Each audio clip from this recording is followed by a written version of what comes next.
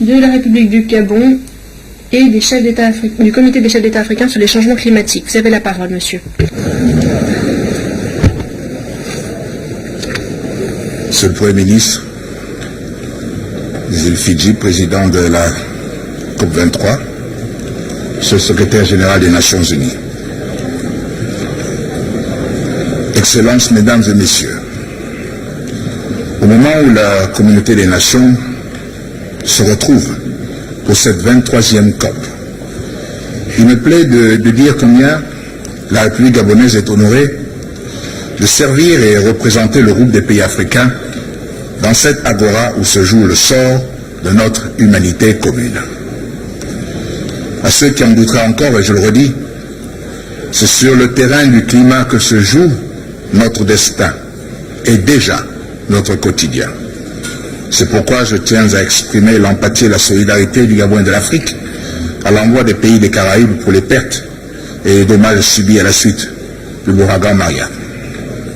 Mesdames et messieurs, au regard des catastrophes climatiques qui ont jalonné cette année, l'Afrique considère que la COP23 doit être celle de la mise en œuvre des accords de Paris.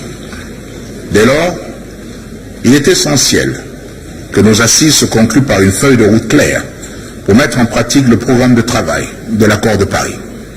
Mesdames et messieurs, la date limite que nous nous sommes fixée pour finaliser le plan de travail d'ici 2018 se rapproche et l'horizon s'éloigne toujours. C'est à croire que, comme disait un grand ancien lors du sommet de la Terre à Johannesburg, notre maison brûle et nous continuons à regarder ailleurs. Mesdames et messieurs, le feu est bel et bien sous nos pieds. C'est pourquoi j'exprime ici l'extrême préoccupation de l'Afrique face à la recrudescence des catastrophes liées aux effets néfastes des changements climatiques. Car l'Afrique subit au quotidien les pertes et dommages dus au dérèglement du climat. Nos côtes reculent face à l'avancée de la mer. Nos habitats disparaissent. Nos infrastructures sont menacées. Notre agriculture est frappée par les sécheresses et les inondations. Notre sécurité alimentaire est gravement compromise. Pour autant, nous ne venons pas ici en procureur ou en mendiant, mais en humains responsables et convaincus d'appartenir à une humanité où chaque homme est un frère.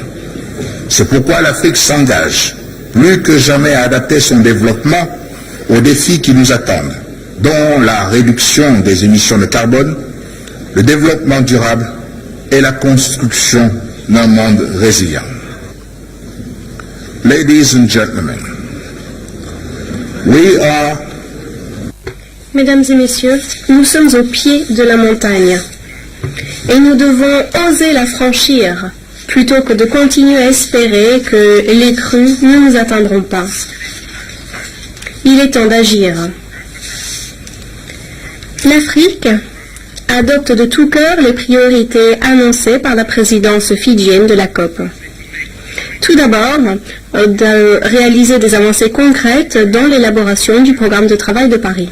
Deuxièmement, finaliser les détails du dialogue facilité de 2018, l'objectif étant d'évaluer les progrès réalisés pour atteindre les objectifs de Cancun. Troisièmement, de traiter les thèmes de l'adaptation et de la perte et du préjudice justement, car ceci demeure une priorité absolue pour l'Afrique, là où le coût de l'adaptation seul pourrait atteindre 50 milliards de dollars par an d'ici à 2050. C'est pourquoi, en ma capacité de coordinateur de CAOSC, je suis également le champion de l'initiative pour l'adaptation en Afrique. Quatrièmement, augmenter le niveau de financement de l'action climatique afin d'atteindre l'objectif de 2020 pour les pays développés au plus vite.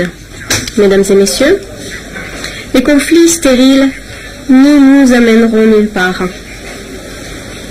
Ce n'est que grâce à un dialogue raisonné que nous pourrons convaincre ceux qui sont à même de le faire d'adopter les objectifs en matière d'atténuation les plus ambitieux possibles. Nous devons tous endosser nos responsabilités plutôt que d'essayer de les atténuer dans une responsabilité partagée toute hypothétique. Lorsqu'il s'agit de mobiliser les ressources, nous devons trouver un équilibre entre l'adaptation et l'atténuation, sans oublier le transfert de technologie. De Paris à Marrakech, l'Afrique n'est pas restée les bras croisés face aux défis que pose les changements climatiques. En fait, nous avons mis sur pied plusieurs mesures conformes à nos propres réalités. L'initiative africaine pour les énergies renouvelables, élaborée pour répondre aux besoins en matière d'énergie de notre population et pour promouvoir le développement durable. L'initiative africaine pour l'adaptation qui vise à réduire les effets négatifs des changements climatiques sur le continent. Les trois commissions visant les régions géographiques, la commission du Sahel, la commission du bassin du Congo et la commission pour les États insulaires. L'Afrique a donc ses propres solutions à apporter à la crise internationale des changements climatiques. Mais il s'agit néanmoins d'une question vraiment internationale, car nous devons travailler ensemble, promouvant la solidarité internationale, étant la recherche inlassable des technologies durables et de financement innovant. Et c'est là le défi que chaque COP devrait relever. Je vous remercie.